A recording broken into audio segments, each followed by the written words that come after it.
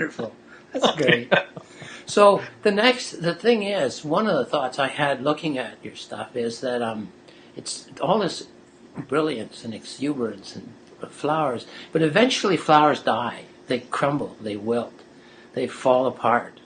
And a lot of modern art today is about everything's falling apart, about chaos, about garbage dumps, and about broken up stuff. Do you know what I'm talking about? It's like that.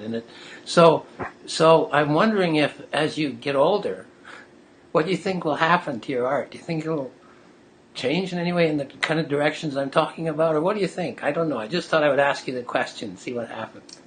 Well, it's interesting that you say that because, a lot of times what manifests itself on the canvas has been in my head for months or even years. Yes.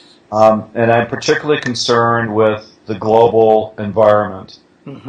And so I've contemplated putting oil onto flowers, painting oil spots, or to your point, painting wilted flowers and things like that is a symbol of the impact that the human species is having on the earth. Sure. I haven't done that yet. I'm continuing to focus on the joy of flowers at this point in my life. Yes. But I will not rule out. No, well, by the time you get to my age, you might be more interested in your body's starting to fall apart.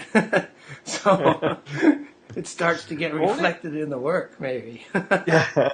Interestingly enough, though, if you go back to some other famous flower painters like Georgia O'Keeffe, she never painted wilted flowers. No. But she did add the bones when she started moving to the Southwest into her paintings as well.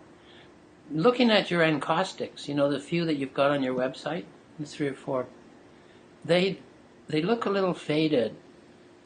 They're a different shape. You go right onto the flowers themselves without any.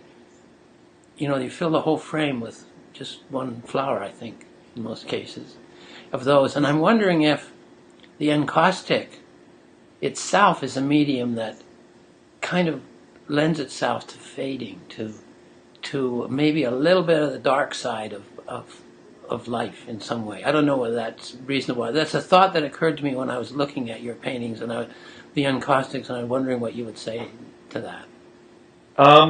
The encaustic, because the solvent with an encaustic is heat. Yes.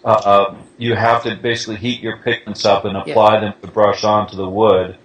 It cools very fast, and then you have to bond it to the wood with like a hairdryer like device, and so it tends to be harder to maintain the same level of control with encaustic that I can achieve with oils. With oils, the paint goes where I want it to go, and it's incredible. So the encaustic for me has been a challenge because you have to do it as fast because the solvent's heat, but it's also harder to maintain the control. I get it. So what you've seen, and I'm probably a novice. I